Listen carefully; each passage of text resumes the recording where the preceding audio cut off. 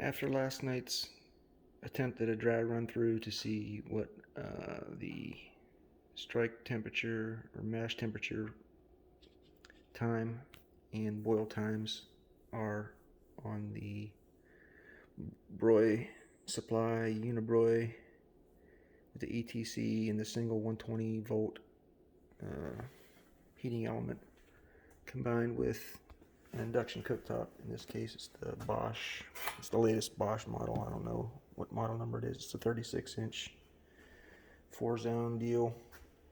It's got a speed boost feature that supposedly is 3,300 watts of extra power. I just want to see what the time to raise the strike water temperature up to mash temperature and then boil temperature, and then I wanted to see what the boil off rate was going to be, but I don't think that's as important as I thought it was. But probably have that information for future use with my own recipes. So I went ahead and poured out 7.21, roughly 7.25 gallons in accordance with the Bruna batch method. I'm using 12.6 pounds of grain in my first brew, so I figured I'd just use that as the test run through. You can see that the initial strike water temperature is 72.1 degrees. It's a little warm because the pot's still warm from last night. I did the test last night, got up to a boil. It's finished at about 9 o'clock. It's a little after 5 a.m. this morning. That's why I'm whispering. And the pot was still at 123 degrees when I got up this morning, so I had to empty it all out and refill it just to get an accurate test going here. So I'm probably not going to recirc because it makes a bunch of noise and my wife's still sleeping. I'm going to try to minimize the amount of mistakes I made yesterday and get an accurate strike temperature to mash temperature to boil temperature test. So I'm going to use my oven timer, and I'll just set it at, it won't take, I'm sure it won't take longer than an hour, but I'll set it for 2 hours. And turn on the stove, cooktop.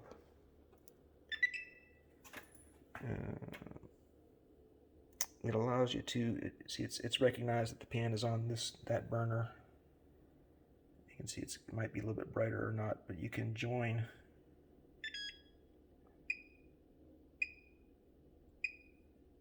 now I've joined those two cooking zones together, and I'm going to hit the speed boost, and I'm going to hit mash on the ETC, and I'm going to start the timer.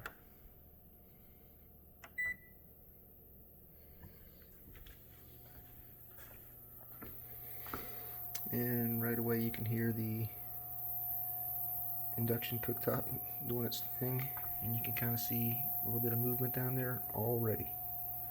And I'm going to go ahead and cover this thing up and let it do its thing. That's one of the mistakes I made yesterday, is I didn't cover it for the boil part. The lid's actually a very nice fit. I mean, they did a good job on this thing. So again, we're starting at 72 degrees, and we're going to get it up to I forgot I set the mash temperature to 152. So we'll see how it goes. Coming up on 100 degrees in just a little over 8 minutes. 100 degrees. Part of the problem with this induction top with using the speed boost is so every once in a while it cycles off. You come back and it'll be on the high setting instead of the speed boost. So every once in a while just hit that, gets it back on this highest setting.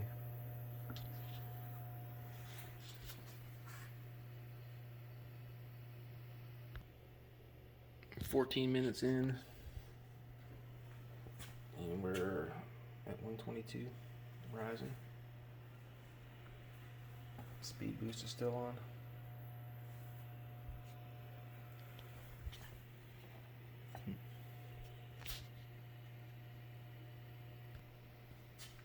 I went ahead and, this is the actual temperature, I went ahead and reset the mash temperature to 159 to compensate, which is how we would set it to compensate for the grain bill.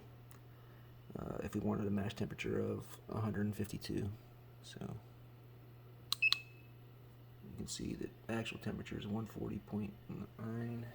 And another thing I gotta remember, kind of I screwed up last night, is I didn't turn off the cooktop when I reached the mash temperature. I wanted to see how the ETC controller managed it on its own. I overshot the mash temperature last night by a couple of degrees. It took a while for it to come back down, so I'll try to pay attention to that this morning. We are 19 minutes in.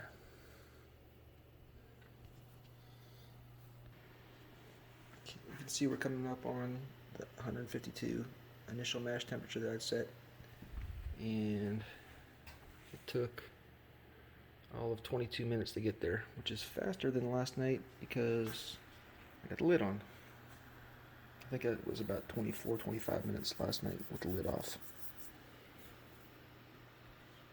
So reminder, we're going up to 159 again to account for the cooling effect of adding the grains.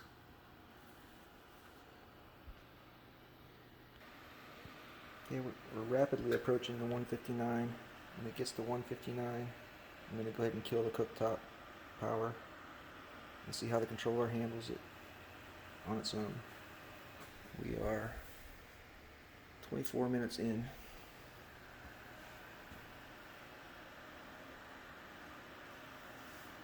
And that should do it. I heard a little pop inside there. I'm going to go ahead and kill power to the... Great thing about cooktop is induction cooktop. If you've never used one, you can see that's part of the cooktop surface. You can actually touch it, and it's not hot. The only thing that's hot is the pan itself. Pretty neat. Of course, I mean the area underneath where the pan is hot just from conduction, but you know what I mean. Okay, so the controller. All right, it's overshooting some.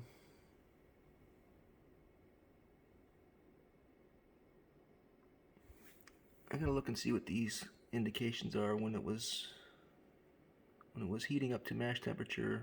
That little symbol was down here, and now it's lit up there. I don't know if that means that the element is off,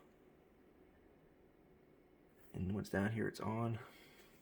The manual, I can't see in the manual where it says what that is. So looks like it's holding pretty good within a 2-degree band.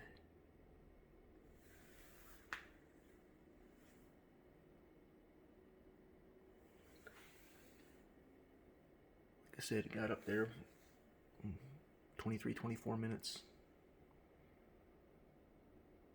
I want to see it come down a little bit, and then I'll go ahead and reset the timer and hit the boil setting, turn the speed boost back on.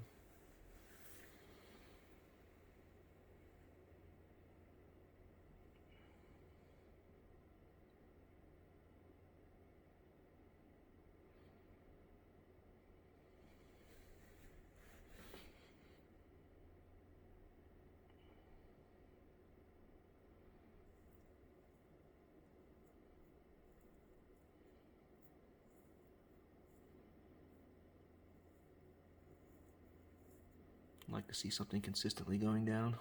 It's just kind of cycling back between 0.7 and 161.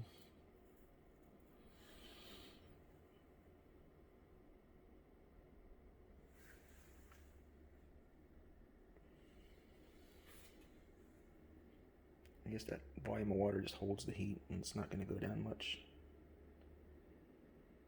So in the interest of getting this done with, we'll assume that it's controlling within a pretty tight band there. I'll try to keep an eye on that when I actually do the mash and see how that works. But I'm going to go ahead and hit boil and turn this back on and join and speed boost, and I'm going to reset the timer. Let's just do an hour this time so we can see more detail. Start it. There you go. Let me see the seconds.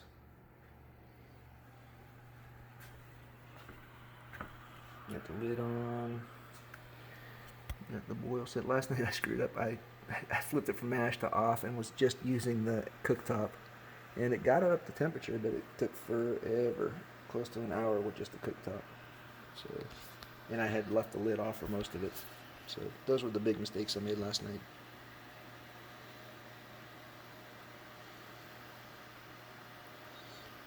Let's see some upward movement here in the temperature. There we go.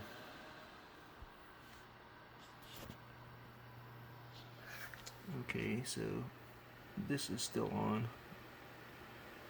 Which, again, when we were getting to the mash temperature, it was down here. So maybe it's a mash and a boil. I don't know. I got to figure out what those two indicators mean. Quick peek inside.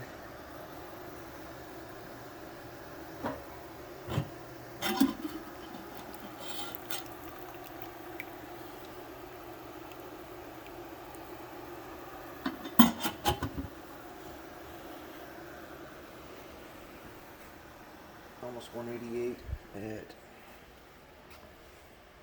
8.5 minutes. Okay, we're just over 12 minutes into the boil, and we're going to be cresting 200 degrees. I live in Knoxville, Tennessee, so the elevation is, I want to say it's like 830 where I live-ish. The lake is around 630, and I'm at least 200 feet above the lake, maybe 300. So somewhere in the 800 to 900 feet of elevation. And I think the boiling temperature is going to be right around 209, 210. And it should be able to do a rolling boil with the boost on. I'm not sure if the 120 would do, 120 element on its own would do much of a rolling boil, but I guess we'll see. So being in Knoxville this time of year, it's October, the temperatures are pretty mild. They're not really cold yet. The groundwater temperature is still just above 70 degrees probably. So 206, 207, and took the lid off a little bit, and I'd call that a rolling boil almost. And we are not quite 15 minutes in. So 15 minutes to the boil temperature. I'm getting the HHH alarm, which is the high temperature alarm. I thought I had reset it to 212. Apparently I screwed that up. It comes set the default of 206, but it looks like it should be an easy. It should be an easy reset. I'm gonna go ahead and turn my fan on, my exhaust fan on. I don't know if you can see that or not. But yeah, without the exhaust hood on, things start to get moist up here. That's the high speed, which is probably better. I'm gonna turn it back to 2 because again, my wife is asleep. That looks like it's working good enough on 2. Let's see if it gets much hotter. I mean, that's a nice boil.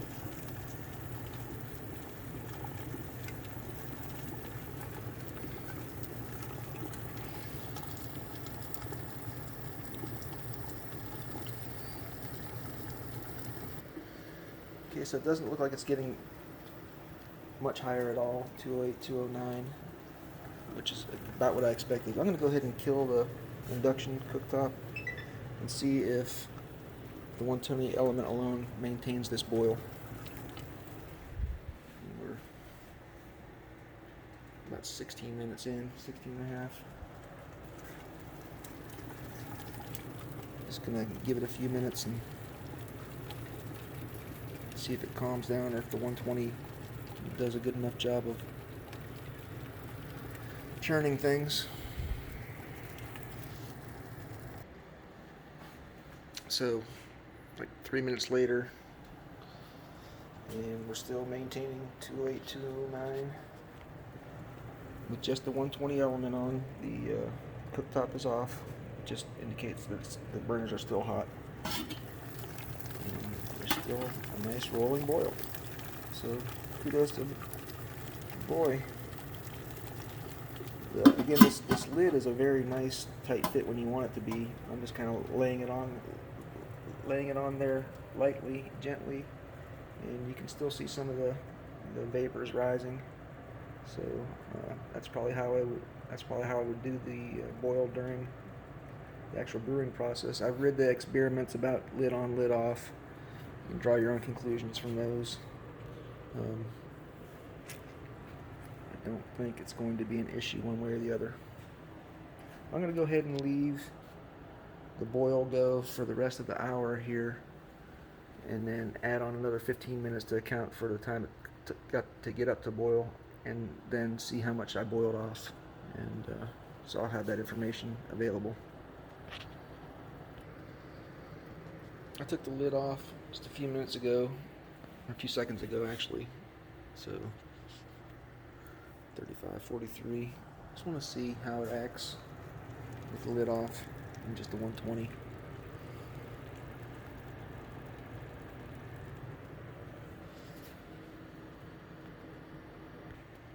Okay, with the lid off now for a couple of minutes, you can see that the rolling boil,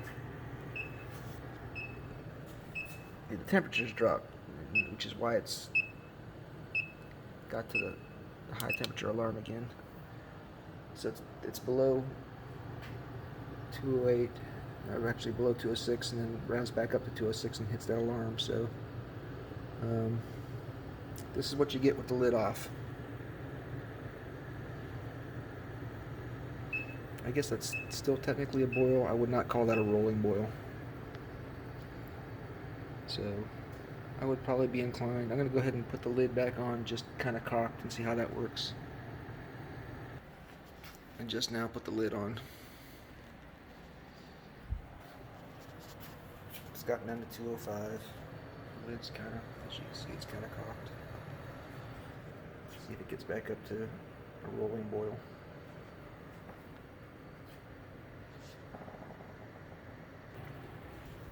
So with the lid back on, temperatures returned to 209. Took a couple of minutes to do that. And the boil is more noticeable. I'm just going to leave the lid like that and see how that does.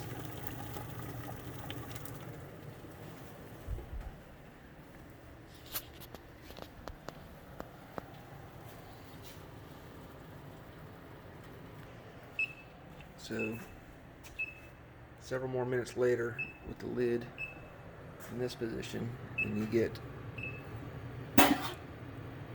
enough temperature loss that goes back below the high temperature set point, and the alarm's going off again. So I'm going to go for the rest of the boil, just kind of leave it cocked like that, and not have to deal with the alarm. So 16 minutes left on the hour or so, and then I'm going to do another 15 after that to compensate for the time it took to get up to boil, and we'll see how much boiled off. So at the end of our hour coming up, still got the good boil going.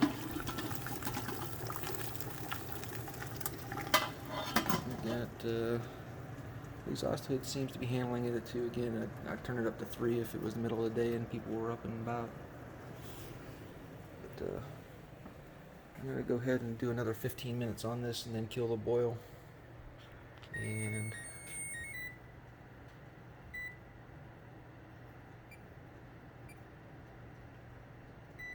see what the final volume ends up being.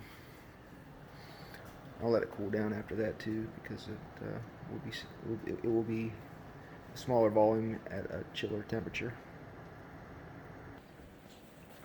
While we're waiting for this to finish, I looked up the elevation for my neighborhood, and it turns out it's actually closer to 1073 color there, so somewhere between 1,000 and 1,100 feet is the actual elevation of where the water is boiling. We're coming up to the end of what I'll call the boil. Temperature is still maintaining about 209, 210. Still rolling pretty good with the lid on. Cocked at least.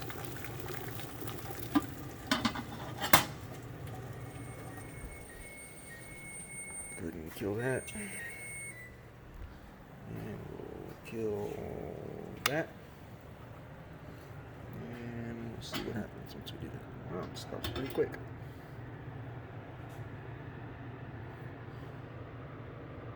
Quickly. Well, you can see that the hop filter gasket has come dislodged.